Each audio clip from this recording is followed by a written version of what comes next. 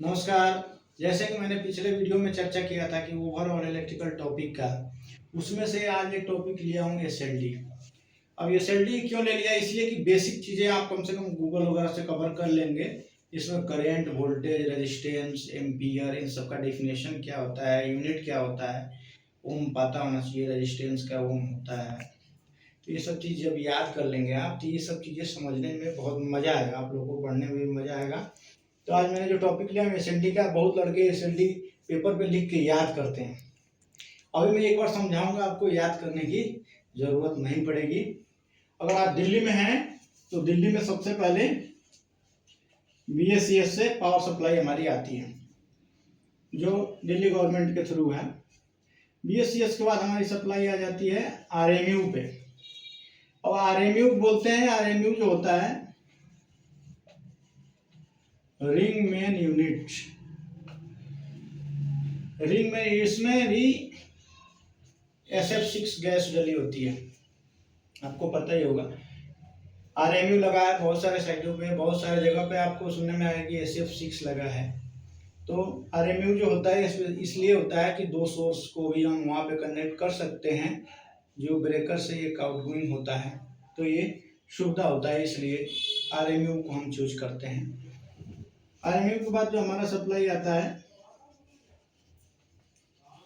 Metering पे, metre पे supply आता है। आप लोग एसटी मीटर का रीडिंग लेने भी जाते हैं। इसमें कई सारे चीज़ को KVH, KWH, KVAR भी, कई सारे साइडों पर KVAR भी लिया जाता है। ये सारा रीडिंग लिया जाता है वहाँ से। इसके बाद से आपकी जो पावर सप्लाई है वो इन करता है बिल्डिंग में। इसमें VCB बोले तो HT पैनल पे हमारी सप्लाई आती है। अब बात आता है कि VCB पे अगर टॉपिक आया है तो यहीं से आप लोगों को क्लियर पढ़ना पड़ेगा कि जो हमारा VCB है इसको आपको फुल फॉर्म पता ही है, वैक्यूम सर्किट ब्रेकर।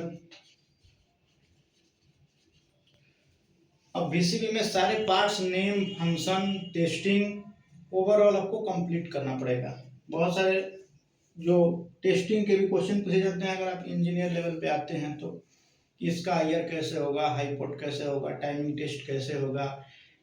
तो ये सब चीज़ें हमें चेक करना पड़ता है। VCB के बाद हमारा आता है ट्रांसफार्मर के लिए। अब इसमें जो हमारा SLD आ रहा था, इसमें हमारा 11 kV आ रहा है। अब किसी बड़े साइट पे जाएंगे, जैसे यशो भूमि वगैरह, चाहे बड़े जो सप्लाई, उनका अपना ग्रिड होता है।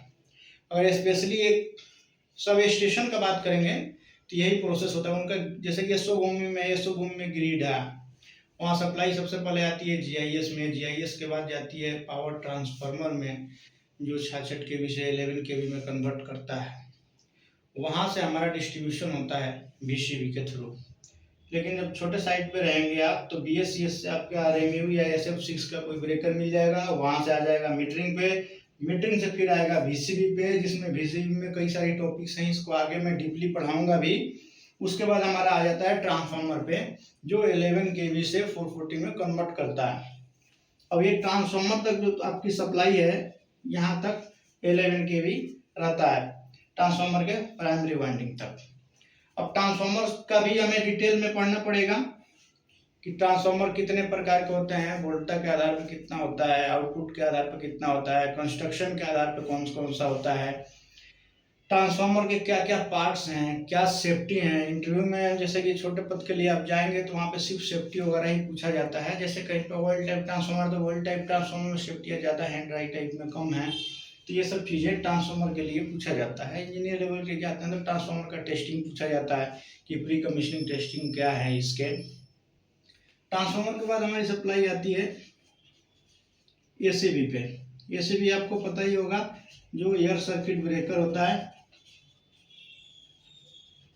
अब एयर सर्किट ब्रेकर में भी हमें डीपली पढ़ना पड़ेगा। एयर सर्किट ब्रेकर के सारे पार्ट्स, नेम, माइक्रोलॉजिक कंट्रोलर का क्या काम है। बहुत लोग सेफ्टी जब पूछा जाता है कि ट्रांसफार्मर में, इसमें ACB में क्या क्या सेफ्टी हैं, तो इन सब देते हैं कि सर क्लोजिंग कॉइल, शंट, तो ये उसके UV।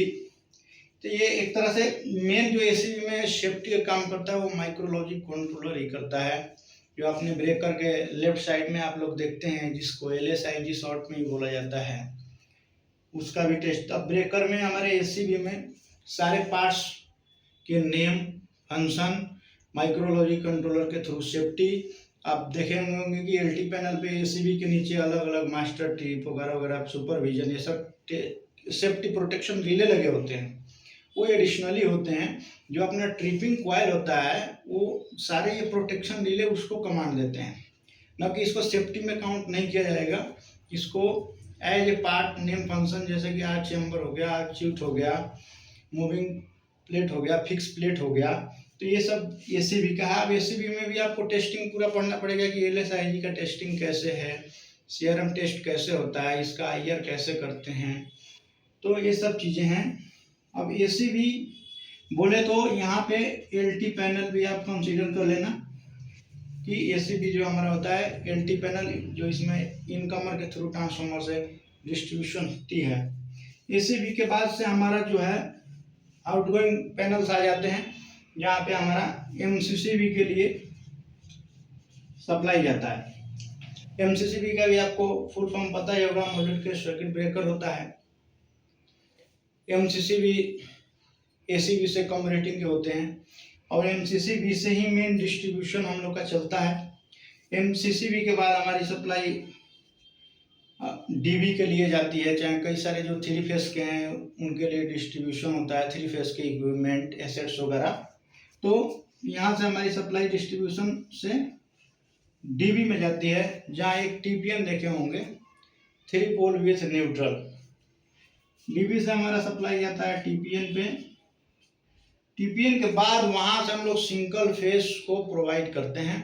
यहाँ से हमारा RYB न्यूट्रल अलग अलग चला जाएगा। TPN पे जब हमारी सप्लाई आ जाती है, वहाँ के बाद हमारा सप्लाई जाता है RCCB पे।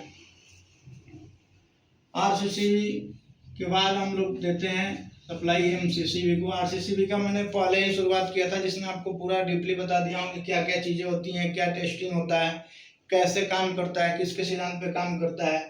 उसके बाद हम आ जाते हैं MCB पे। ठीक है, MCB के बाद हमारे यहाँ से डिस्ट्रीब्यूशन होती है इक्विपमेंट के लिए, जैसे कि फैन है, लाइट्स है, वहाँ से ये जाता है स्विच के लिए। अब यहाँ से आपके इक्विपमेंट पे सप्लाई आ गया। तो इस तरीके से हमें प्रॉपर याद करना चाहिए। जैसे कि हमने बताया कि BSCS आ गया, RMU, फिर मीटरिंग, फिर VCB पे जाता है, फिर ट्रांसफार्मर से हम यहाँ से वोल्टेज कन्वर्ट करते हैं 440 के लिए, फिर ACB में जाता है, फिर MCCB में जाता है, फिर DB पे जाता है, फिर TPN पे जाता है, और TPN के बाद हम सिंगल फेस के थ्रू डिस्ट्रीब्यूट करते हैं। वहाँ से हमारी जाएगी RCCB पे, फिर जाता है MCB पे, MCB के बाद जाता है स्विच, और उसके बाद से आपको जो भी यूज करना है, लाइट, फैन, जो भी चीज़ें हैं। तो ये रहा हमारा SLD। अब मैं जो आगे पढ़ाऊंगा, अब इसी को मैं डीपली बताऊंगा। जैसे कि अब यहाँ से MCB, RCCB, TPN, DB, MCCB, ACB, इस तरह से डीपली मैं इसको कि मतलब क्या क्या टेस्टिंग होती है, क्या पार्ट्स है, क्या फंक्शन है, क्या क्या इसके लिए प्रोटेक्शन यूज होता है, क्या एडिशनल प्रोटेक्शन को कैसे कमांड किया जाता है, ये सब चीज़ें बताऊंगा। धन्यवाद।